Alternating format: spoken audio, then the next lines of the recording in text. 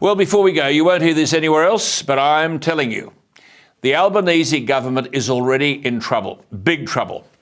Inflation's not going away, so I'm sorry, interest rate hikes, most probably not over. How do I know?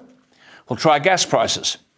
Data from the Australian Energy Market Operator shows that on Monday, the wholesale price of gas out of Queensland was about $19.50 a gigajoule.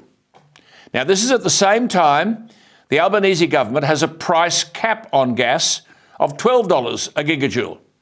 In other words, Australia's gas companies, the vast majority of which are foreign-owned, are just telling Albo to get stuffed. They're ignoring the Prime Minister. They are charging Australians 65% more for our own gas than the $12 price cap level set by the government. So it means that the inflation situation will get worse. In the March quarter, the biggest contributors to inflation were gas and household fuels. Over the quarter, the, quote, gas and other household fuels component of the consumer price inflation metric rose by a staggering 14.3%. And I don't see this changing anytime soon. So this means, doesn't it, the Reserve Bank will likely increase rates even further, and they're not likely to do the government any favours. Labor has no right to put the blame on Vladimir Putin. Gas prices in the United States, Asia and Europe are lower than they are in Australia. In fact, many are reporting that Australian gas, I've said this many times, can be purchased for less in Asia than the price we pay for our gas here. In other words, our gas is cheaper on the export market than it is on the domestic market. You can't make this stuff up. Meanwhile, the Albanese government has given a gift to the same gas companies that are taking us for a ride.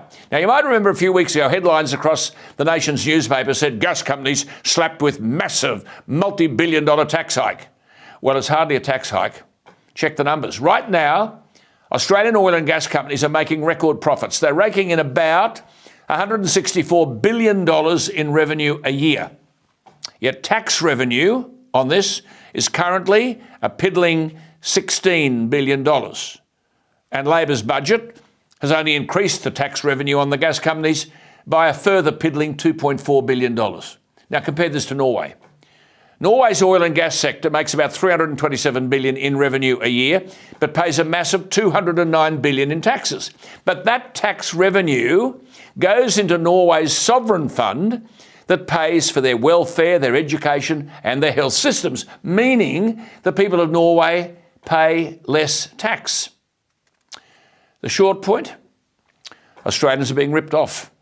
They're being ripped off by a government that doesn't have the intestinal fortitude to enforce its own policies, a cap on gas prices.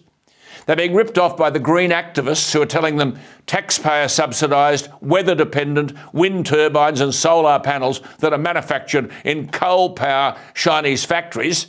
And they're being ripped off by foreign-owned gas companies that refuse to pay their fair share of tax while charging Australian consumers extortionate prices for the gas we can't avoid using. And Albo talks about a reformist government. At the weekend he said, "We've dealt with immediate challenges by building a better future long term." Albo, you're in the smoke and mirrors department, but hopefully the voter will soon wake up.